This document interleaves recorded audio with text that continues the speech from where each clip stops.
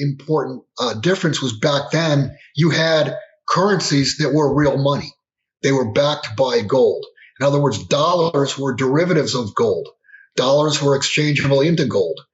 Today, that's not the case. The case today is probably 60 to 70% of the central banks worldwide use dollars as their main reserve currency. So you're using a currency that's issued by a bankrupt, by an insolvent entity. What happens when the U.S. goes down? Are these other countries going to be unaffected? No, their central banks will collapse and their currencies are going to collapse. Bill Holter, a former Wall Street manager, discusses the factors contributing to the decline of the American empire, highlighting the loss of political credibility and the diminishing status of the U.S. dollar as the world's reserve currency. Holter notes that in the past, currencies like the U.S. dollar were backed by tangible assets such as gold, providing stability and value.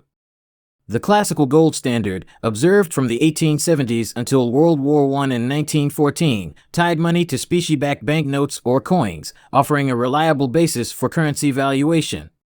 This system was initially adopted by the UK, some colonies, and Portugal. Holter points out the revised 2.1% U.S. economic growth and warns of possible global repercussions if the economy falters, as the U.S. dollar constitutes 59% of central banks' foreign reserves, making dollar-dependent economies vulnerable to U.S. economic turbulence. Holter draws attention to historical instances where leaders like Gaddafi and Saddam Hussein sought to back their currencies with gold, aiming to strengthen their money by linking it to a valuable asset. These leaders met tragic fates, potentially due to their attempts to challenge the dominance of the U.S. dollar. For example, Gaddafi's proposal to introduce the gold dinar, an African currency based on gold, posed a direct challenge to the dollar's hegemony. This proposal was perceived as a threat and contributed to the geopolitical dynamics surrounding Libya's situation. Just before you watch the Bill Holter's interview and learn more about market trends, consider subscribing to our channel and give this video a big thumbs up. Having witnessed numerous financial crises,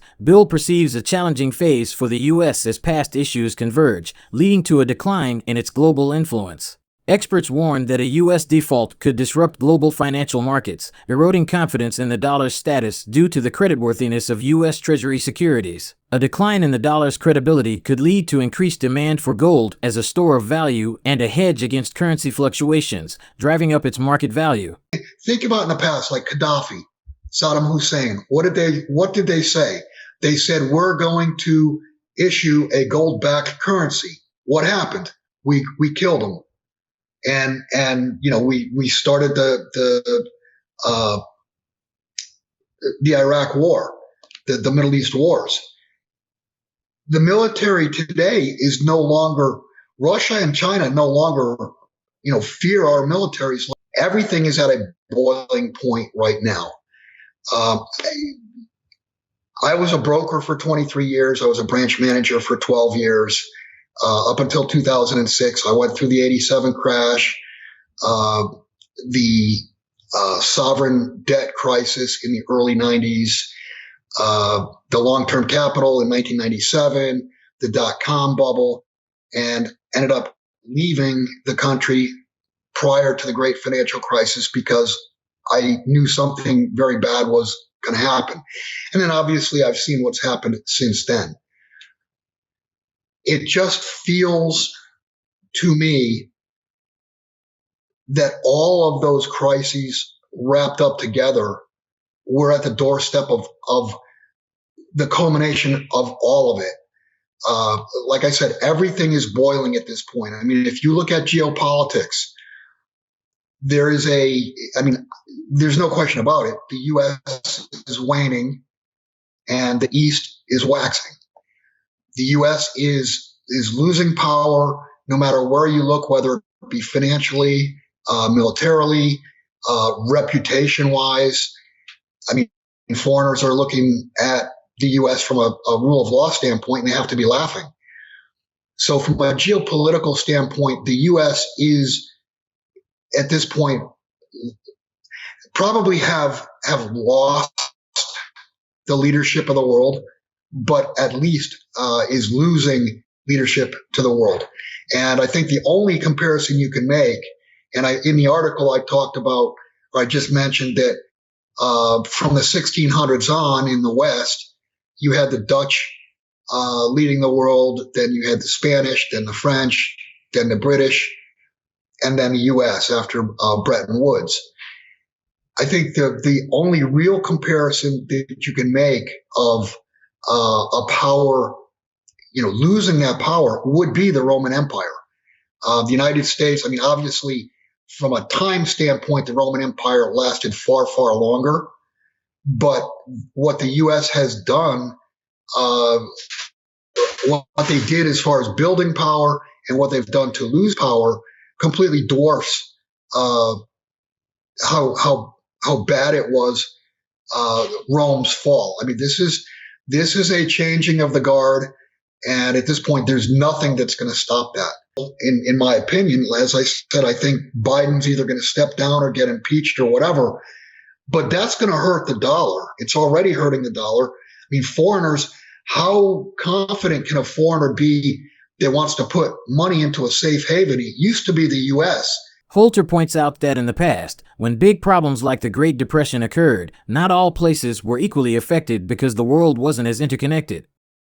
However, nowadays, everything is intertwined, so if something breaks, it can cause bigger problems. For instance, if the ongoing debt crisis in the U.S. leads to a recession, it won't only impact the U.S. The effects will ripple globally. Chinese factories might lose orders for electronics, Swiss investors holding U.S. treasuries could face losses, and businesses in countries like Sri Lanka might struggle due to disrupted dollar use. Mark Zandi, an economist, warns that no part of the world economy will escape the fallout from a U.S. government default. Reuters polls of economists indicate increasing concerns about a potential recession due to factors like the Federal Reserve's tightening actions.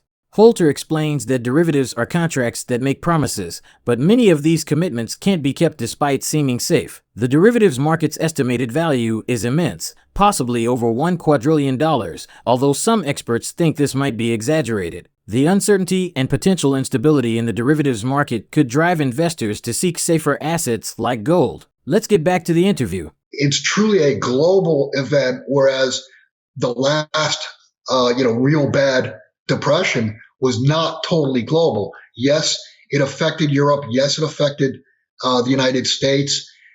Asia was relatively unaffected.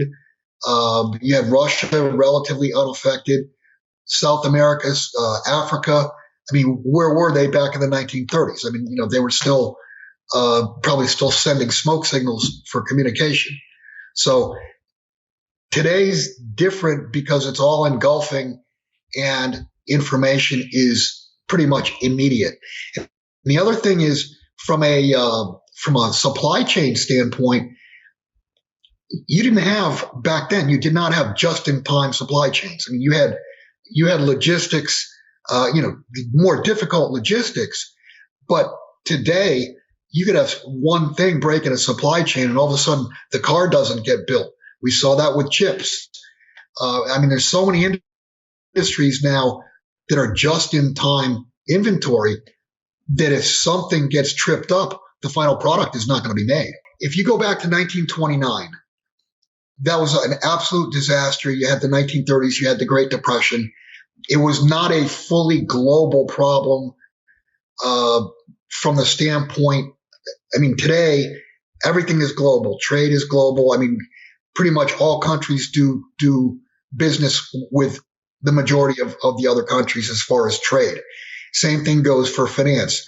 But back in the 1930s, because we didn't have computers, we didn't have instant information, and there were areas that were completely unaffected by the Great Depression. You're probably looking at over a $2 quadrillion market. That's valued way, way, way more, like 4 or 5 times more than what all the assets on the planet are valued at. There's no way they can perform. But what they did do was they allowed, from an accounting standpoint, to say, hey, we have no risk. We have this derivative that if XYZ happens, we're covered. The problem is all these derivatives, they cannot and will not perform.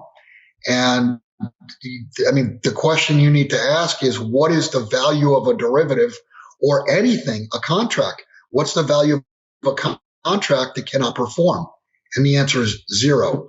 Given the historical role of gold as a stabilizing asset during times of economic uncertainty, how might the interplay between factors such as currency fluctuations, the derivatives market, and geopolitical shifts impact the demand and value of gold in the modern global landscape? Share your thoughts in the comment section. If you liked the video, don't forget to subscribe to our channel and tap the bell icon so you don't miss out on our upcoming content. Thank you for being a part of our community.